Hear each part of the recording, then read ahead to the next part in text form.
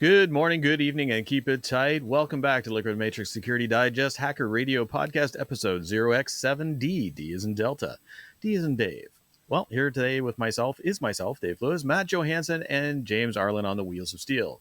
I should point out that this show does not represent the thoughts, intentions, plans, or strategies for world domination of our employers, ex-girlfriends, wives, one and the same at times, belly button lint, or the militant wing of the Girl Guides. I think we need to make t-shirts where getting artwork sent in to us. It is solely our personal opinions. We make no guarantees. There, almost made it. We make no guarantees the accuracy, validity, sobriety, relevance, or importance of anything we say or do here. My portion of this podcast is brought to you by 1Password, who gave me the day off. What did I miss? Also, I can have a beer. How's it going, guys? Yeehaw! Just a casual Friday. Just a casual Friday in cybersecurity. Nothing going on. Nah, nothing. Nice and quiet. We'll talk about that later. We're going to pretend it's not happening. Precisely. Mostly because the dust hasn't finished falling, in my opinion. Anyways, moving right along. Hey, we're back. This one's likely to come up a little bit on the shorter side because people have like lives and jobs and schedules and such, but damn it if we're not going to... Oh, yeah, right. In the Northern Hemisphere. We're going to cram this sucker in. We've got a bunch of news stories, including some real WTFs. Let's talk about breaches because it's a day that ends in Y, so breaches. Some awesome what the actual derp going on brieflies, and then Seacrest will take us out. Starting off, hey, Matt, can I call you? Hi, yes, you can call me, and that will be logged, and those logs will be read by somebody that shouldn't have them. So, in case you haven't heard, this story is almost stale at this point. That's how fast the news cycle moves in cybersecurity. But nearly all AT&T customers' call logs, text logs, and location data were stolen because guess where they stored them? S3 bucket. No, I wish. That would have been my guess. Because those are secure now. Right. In a Snowflake account without MFA turned on. So, I don't understand this one. So, like, okay, normally, we talk a lot about breaches, and I think we all have enough battle scars that, like, not a lot of judgment on this show. We try to not have a lot of judgment on this show when it comes to breaches because we've all been there. We're all on the front lines fighting for budget, trying to do the right thing, all this kind of stuff.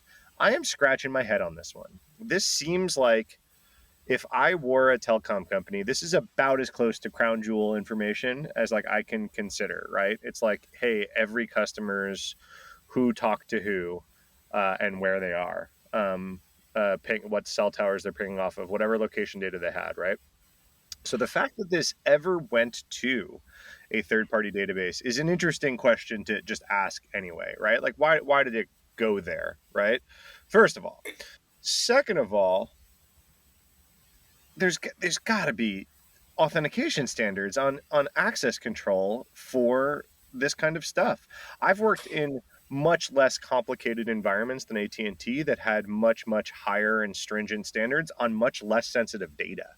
I'm very confused. Matt, have you ever worked at or for a telco? No. I have. Both versions of that. 3 of them, actually. And you know how every now and then you feel like you might be the only person in the room who knows what you're doing?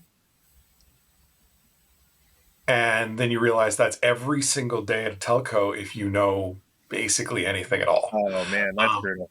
That's brutal. They're smarter than you, Matt. You see, it's Ma Bell. And well, they got the don't screw with the phone company because, you don't screw with the phone company. Except this leads directly to exactly what happens when you've got that level of hubris.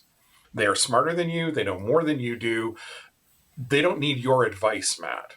And then combine it with this weird little tweak that telco is right on the edge of not really normal enterprise. It's more on the OT side of things. And all of a sudden you're dealing with all of that brouhaha and Dave and I can write books about how dumb we are compared to them. And you get this kind of frankly, I'm surprised it doesn't happen more often level mistake. Yeah. So this is like an ongoing saga with this Snowflake thing here, right? And so going back to when this first broke, right? What was some of the early ones? Ticketmaster, Santander, a few of these breaches, right? Where they all wound up being tied back to Snowflake. And so the initial reaction was, oh, well, Snowflake has been compromised, right?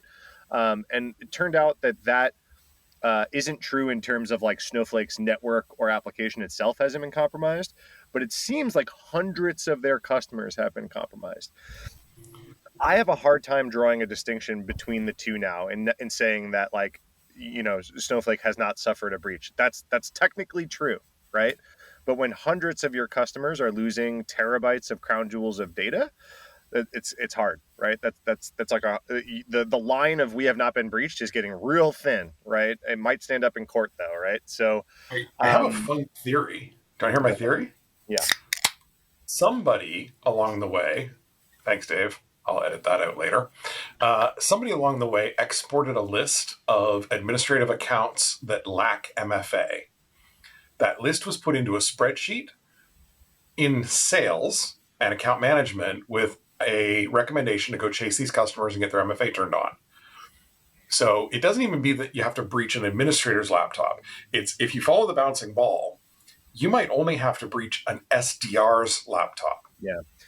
The other thing that's not clear from this breach so far is where the legitimate passwords are coming from, or if this is just straight credential stuffing or something like that, or like they reuse this password somewhere else, which I guess is possible, right?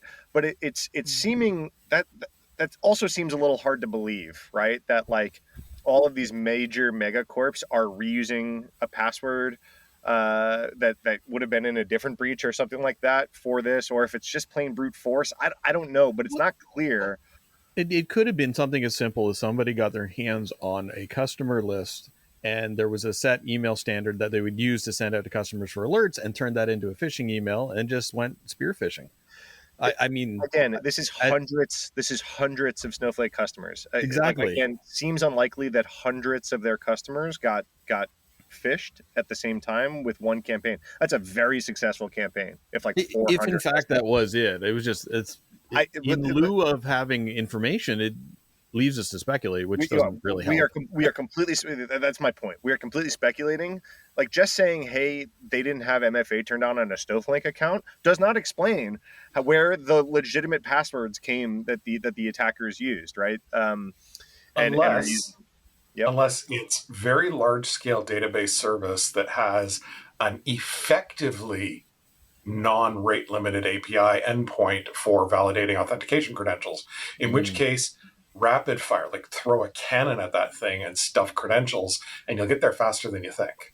Yeah. It can completely just be brute force or credential stuffing. It absolutely could be. I just wouldn't be surprised if we find out soon that there is a first order breach and this is the second order breach, right? Of like somewhere someone got a bunch of creds for Snowflake accounts and then went and did the whole thing and found which ones didn't have MFA turned on, right? Or it could be something as insidious as what we saw with AWS a couple of years ago, where it was an insider. Again, speculation, right? Like Totally this is speculation. all super possible. I would love to find out, right? The second part of the story and why I brought it up, like I said, the breach itself is kind of it's old news. It's less than a week old. It's happened since the last time we recorded, but it's kind of old news. The interesting new part is, and I linked it in the show notes, there's a story. Kim Zetter, one of my favorite cybersecurity journalists. Kudos. Absolutely. Go Kim. She's kudos, awesome. Kim wrote a piece for Wired talking about how they traced a Bitcoin transaction between AT&T and the Shiny Hunters, right? The data broker in the dark web. And here we are, the dark web. Who's like leaking this data, right? So that's important to note. The AT&T breach data, as far as we know, has not been leaked publicly. Has just been like proven that they had it as the hackers. They proved that they had it. They did not leak this publicly. So suppose like this did get out, but it's not public. We traced this Bitcoin transaction. AT&T was asked about it, and they said, "Yep, they paid the hackers about $370,000 US dollars Yep. in Bitcoin for a video in exchange for a video of the hacker deleting the data." So of course, a lot of people's reaction to this is like, "Hi, this is a criminal. They hacked you. Like, they probably Maybe they have 2 hard drives. 2. Yeah. Wait, you can do that? So, yeah, I was like, I would gladly trade a video of me dragging something to the recycle bin for 370K if someone wants to pay me for that. A lot of the reactions, obviously, like, hey, these hackers almost certainly have a backup. The video is a fake. And then on the other side, a lot of people saying, well, they have to be trustworthy. This is almost a business, because the next time they go demand a ransom for a hack, they need to be trusted that they will actually do something if paid the ransom. What do you guys think? Okay, hold on. A business that demands a ransom. Let's just let that breathe for a second. Not a legitimate business, but a business that needs trust in order to operate is some of the people's reaction. No, they don't. Well, yeah, the guy who says he's going to put the concrete overshoes on you, you got to depend on him to actually show up with the overshoes. Like that's part of the deal. Dave, you would be such a shitty mafia guy. Oh, I would be the worst. Has there ever been a Canadian mafia? Or you just Actually, yes. And was about a decade ago, there actually was a mob war in Hamilton, Ontario, of all places. Excuse me there. Oh, watch out. Sorry about them bullets there, eh? That's got a sting, yeah. You gotta get yourself a double and take a load off. Anyway, just keep your stick, Dave. Just keep your stick on the ice. I'll leave this story. I'll leave this story at this. As far as we know, I've seen different reports of somewhere between 150 and 400 other Snowflake customers are potentially part of this breach. We only know about a handful. We know about less than 10. I don't think this is the last story that we're going to be talking about related to the Snowflake breaches. I would have to go back and check, but I'm pretty sure when we first reported on the Snowflake stuff, we said something along the lines of, this ain't over. It's going to keep happening for a while. I quite specifically called it a potential Black Swan event, and it's really kind of odd how it's actually unfolding to look very much like that. And I'm actually giving a talk on Black Swan events in GovWare in Singapore in October. So it's like, this is like writing my deck for me. Damn that real world for doing good things. We've already had the traditional mention of the dark web. And here we are, the dark web.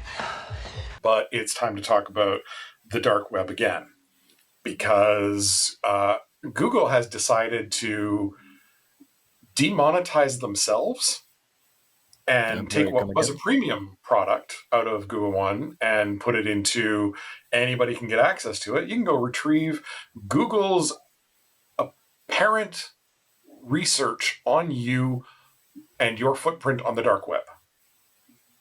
Really? You only have to provide them with a non-trivial amount of mandatory personal information, but in doing so, they will go and look and see if they can find matches for your non-trivial amount of personal information. Guys, I have a really good idea for a new phishing page I just had. Completely unrelated to this. We're waiting. No, sorry, it's very related to this. This is it. This is the phishing page. Come on, just copy this page. Be like, hey, I'll go search the dark web for you. Just give me all your info.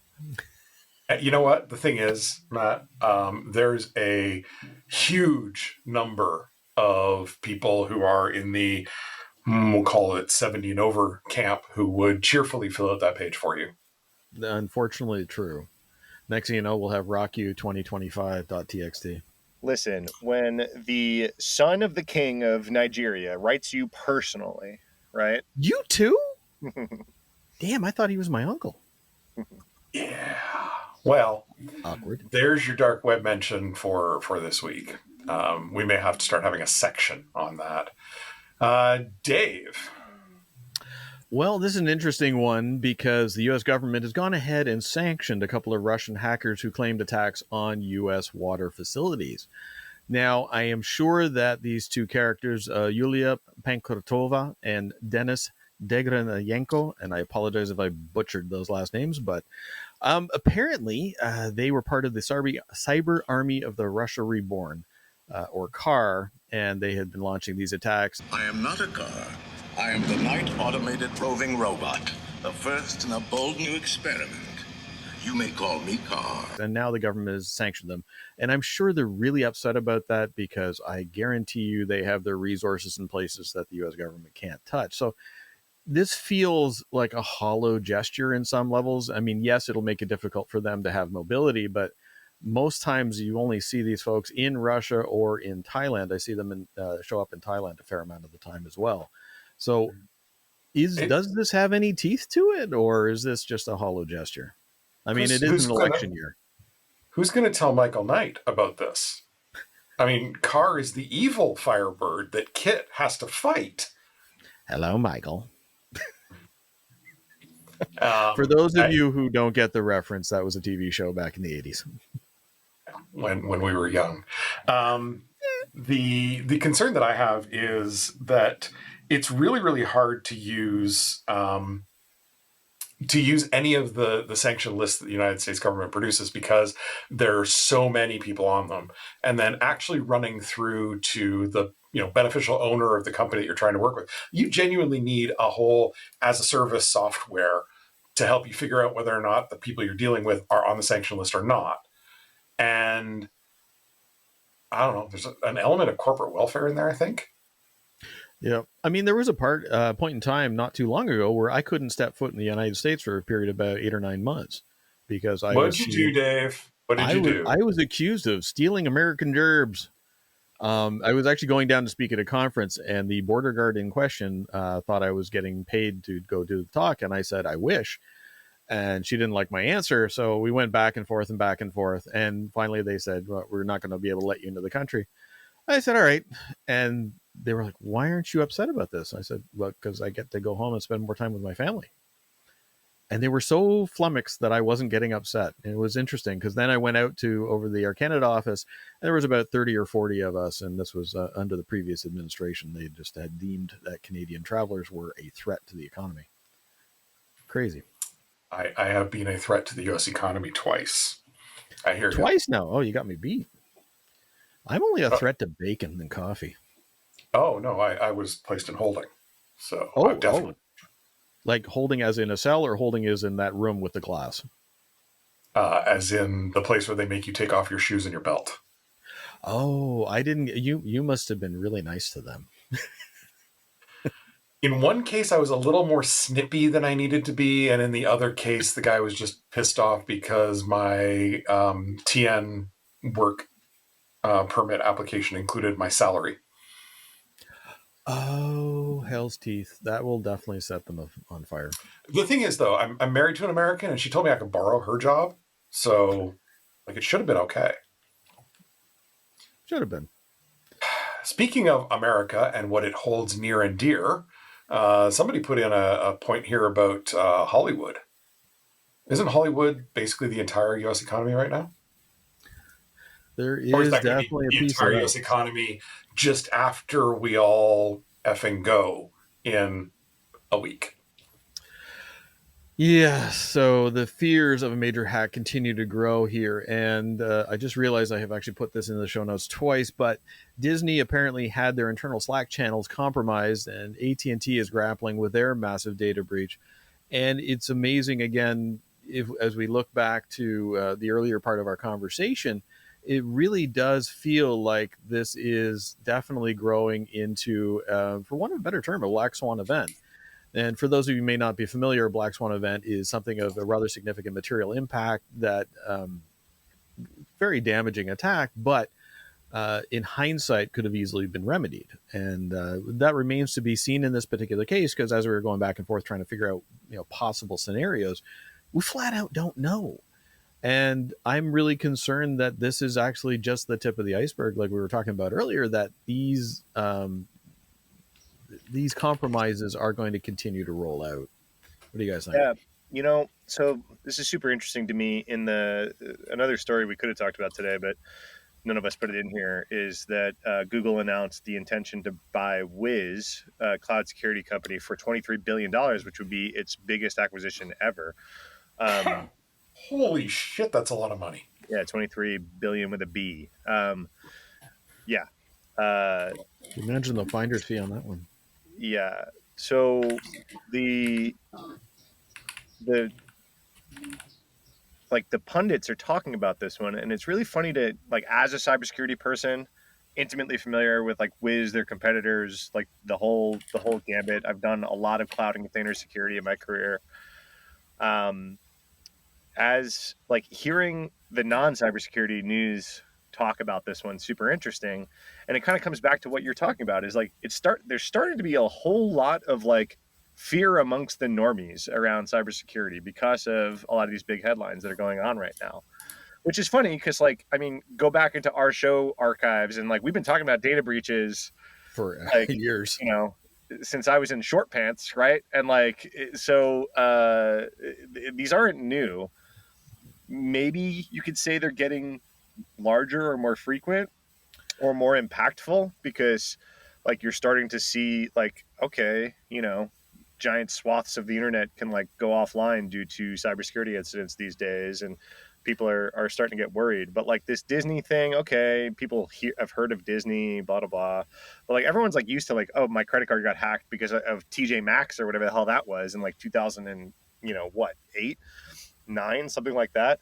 So this isn't new, but it's really interesting to hear the news be like, well, this makes a lot of sense for Google to like put cybersecurity first. Look at the AT&T breach this week. And Wiz specializes in cloud security, and Google has like the second largest cloud. So it makes sense that they're going to like bake security into their cloud. I'm like quoting a news podcast I listened to this morning, right? And I'm like, do they think that the clouds don't have like security baked in right now? Like what, like, you know, what's going on? But they're just very much hearing like lots of hacks. Google's going to spend a lot of money on this, and they're like, this makes a lot of sense to me. Cybersecurity is the future. Okay, but wait, did you not hear about the great career transition that millions of people have undergone from being assassination experts to being cybersecurity experts? And before that, they were vaccination experts. So it was really quite a thing. It's always weird when the news cycle hits your actual area of expertise, though, because then you're like, wait, they don't know what the fuck they're talking about. But then, like, tomorrow, I'll listen to them again and be like, oh wow, okay, like. And the other piece of this, why it's getting into the collective consciousness, is you look at how it had impact on airlines as one example. A friend of mine this morning, this early morning our time, was flying from Thailand over to Indonesia, and their plane couldn't even take off because the systems were all offline. You're leaking into our special episode dedicated to that topic. But you'll notice I didn't say what. Yeah. Anyways, so you know how there's a lot of people who are virulently against the idea of using Google Chrome as their primary browser, and instead they want to use one of the open source browsers that's based on the Chromium engine. Well, turns out you're still leaking your shit to Google. And it's been in the open source, and it's been in there all along, and many eyes did not find this particular one. Wow. Yes, that's right.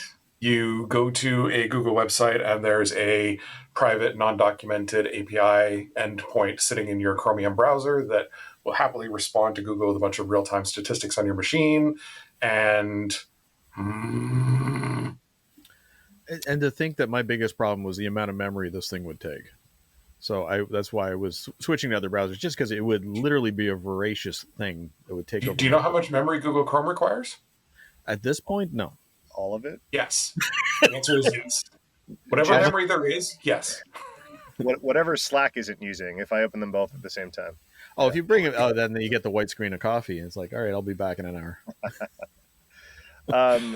Having worked for a company that once tried to put out a Chromium browser that ripped out all of the Google phone home. Googly bits. Parts. We call them googly bits. Look, we both said a lot of things that you're going to regret.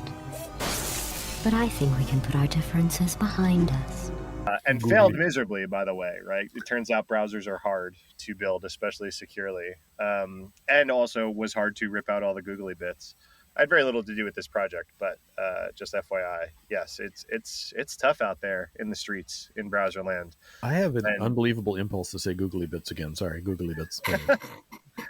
I'm torn on this one because Google is obviously very good at putting out very secure software. Honestly, like they throw ungodly amounts of money at security, and they do security at a scale that literally no one else on the planet does. And I give them all the credit in the world for that. But when push comes to shove, they're an advertising company that makes all of their money off of your data and showing you the right ad under the right search result. So their incentives are at odds with each other, right? Privacy and security are not the same thing. They might report to the CISO at your job, but they are often at odds with each other, right? So there's a whole lot of like, I need to collect your data to make you more secure. Look at all the encryption wars of like, we need to read your signal messages to make you more secure. Privacy and security at odds, right? Google is kind of like a walking, talking version of this exact thing. Very good at security. Obviously, they are like the pinnacle of anti-privacy in my eyes.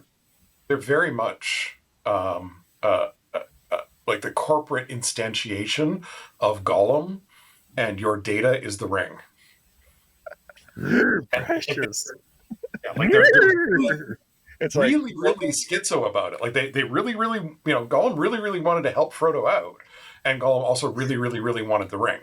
There's also like this is such a good analogy because like I'm imagining like a Google engineer with like "Don't be evil" T-shirt, like disappearing into a cave and just like staring at the data and not using it, but just staring at the data. Don't be evil. Don't be evil. And the left-right conversational cuts with Andy Serkis playing good Gollum and bad Gollum and good Gollum and bad Gollum. Like that's I think that's actually like a kind of a corporate level schizophrenia that Google has to deal with. I need to phone a video editor really quick. Hold on, I have an idea. I need Gollum in a "Don't be evil" T-shirt, pining over my data. So anyways, getting up close to the end, which means it's time for some brieflies. Matt, you're up first and third for some reason. I don't know. Okay, really cool article. I included it, and I'll do my advertisement at the same time. Hey, I read a newsletter, by the way, everyone, called Vulnerable You. I've been doing this news thing on Liquidmatrix for a long time. I kept doing it in my own newsletter, even though these guys called me and said, "Hey, let's do the podcast again." I've started a new place that you can get the news every week. I included this one in the newsletter this week, and it's currently the #1 most clicked link in my newsletter this week. So I thought I would show it here. There's a TechCrunch article. TechCrunch cybersecurity team puts out a lot of really good stuff too. Lorenzo, Zach, really good source of things. And this one is not a news article, but it's a really good resource and rundown of how to tell if you've been hacked. This is like a question I get a lot on social media from like the Gen Pop, like normie crowd who doesn't live and breathe this stuff for 25 years like we all have.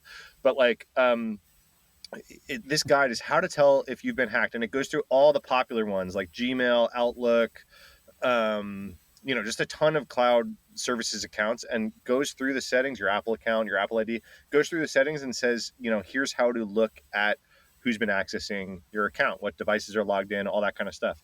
This is like a guide. Awesome.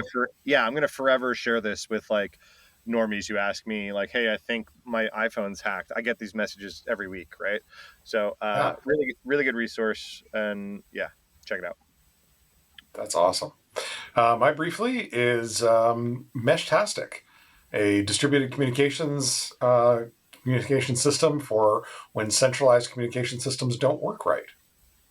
Not saying that you might want to think about it, but you might want to think about it. Matt, you're up again.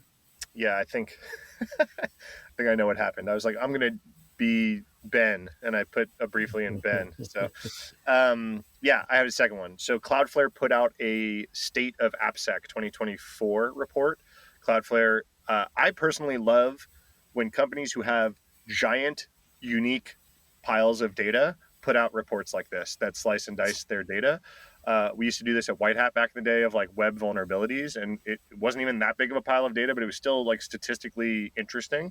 Cloudflare, like what percentage of the internet runs on Cloudflare or touches Cloudflare? It's significant, right? Yes.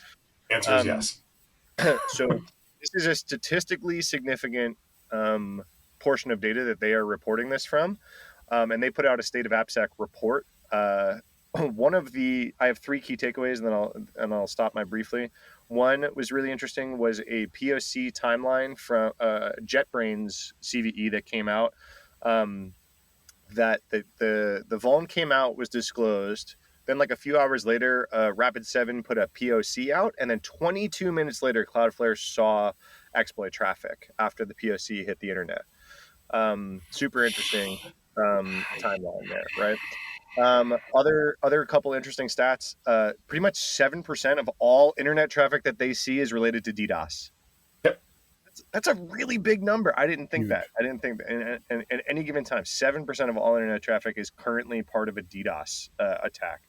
And then I've heard various reports on this, but it's always staggering. So I just like repeating it. 1/3 of the internet traffic is bot related. It's just bots. Mm-hmm. It's like the internet of trash. Super interesting. Anyway, the report's really good. It's like DBIR style, lots of visualizations. Talks about like the AppSec kind of morphing into API security now. Like a lot of web traffic is turning into API traffic. Super interesting stats on that too. Check it out. It's good that they've got pictures, because once you've been in management for a while, it has to come in picture form so that you can use your crayon to write on it. Yeah, there was like a timeline of like the biggest DDoS attacks of every year, and like last year was like a major outlier of like the largest DDoS attack ever. Yeah, super interesting. I also like crayons, so really awesome visualizations. It was really interesting. I know these are brieflies, but I'm going to throw it out here. When I was at Akamai, we actually did a study on the mean time between vulnerability being released and the exploit being in the wild, and the fastest one we saw was actually 4 minutes. We timed it with a stopwatch. That's wild. And it was literally 4 minutes, and then we started seeing the traffic. It was nuts. Inversely of that, the White Hat report I was talking about, we used to track time to fix a vulnerability that we told a customer about. So not in the wild, not a wild POC, but like, hi, you paid a security company to show you your vulnerabilities. We showed you your vulnerabilities. And then on average, they were open for like 270 days. So yeah, that's around a number I've heard many times. Versus 4 minutes or 22 minutes, right? So that's kind of awesome. amazing. It's never the 0 day; it's the 100-day one that gets you. Yerp. Speaking of things that get you, if you're a Mac user, you're probably feeling pretty smug today. But guess what? North Korea's got a package for you. They have updated their Beavertail malware, which is a piece of software that masquerades as a legitimate video call service. But guess what? It is not. And if you get a file that is mirotalk.dmg, do not install it on your system for love or money, because they will be getting a straight shot into your system. Fire bad. Do not download things from untrusted sources. Blah, blah, blah. How could they ruin the good name of Beaver Tails? I know, right? That's like a direct affront to Canada. Well, we'll fill you in on the joke with some visuals. Join us on YouTube, where you can like, subscribe, and ring that notification bell. By the way, guys, a beaver tail is not actually a beaver's tail. It just looks like it. It's shaped like a beaver's tail, but it's actually a pastry. So it's basically a donut that's flattened out like a beaver's tail, and you can put toppings on it. This is so-called the Canadian donut. This sweet indulgence is a national symbol of Canadian culture and cuisine, and is sold across the nation, especially big in Montreal. Upcomingly, Dave, where are you at? I will be at summer camp, so B-Sides Las Vegas, Black Hat, and which I'll be doing a short little speaking spot there, and I will be at DEF CON for about 12 minutes before I get on a plane for the first time ever. I will not be there for the duration, and then in the fall, I will be in Singapore, Ireland, Portugal, and yada, yada, yada, so my road life starts again. Cool. We're just going to insert the theme song to Griswold's on vacation. That's where I'll be. Matt, how about you? It's currently gray, so... No, I filled it out. Ask me how many times I said I cannot get left in a traffic circle while in London a few weeks ago. So yeah, I also like the Griswold stuff. Appearing. So thanks for everyone who came to SNUSEC. I ran a meetup at Reddit headquarters in New York this week. I'm going to be doing them every few months, so I'll make sure to say it here when I do it. But we're going to bounce between New York and San Francisco Reddit offices to do a security meetup. It was really cool. I know some of my newsletter audience found me and tracked me down there and stuff. So they might be listeners here. So thanks. And then, yeah, I'll be at summer camp. Same thing. B-sides Black Hat. I think I'm speaking at a few villages in DEF CON and a few like offshoot events during Black Hat. So yeah, I'll be bouncing around Vegas. That's pretty cool. You already got the advertising blurb from Matt, which means we're at the end. Seacrest, what do you say? I never scroll down and read these things before it's like time for me to say them out loud on camera. So just like, yeah, okay. These kids, they keep growing up, damn them. Also, get off my lawn. With that, we're out. See you all next week. Bye, everybody.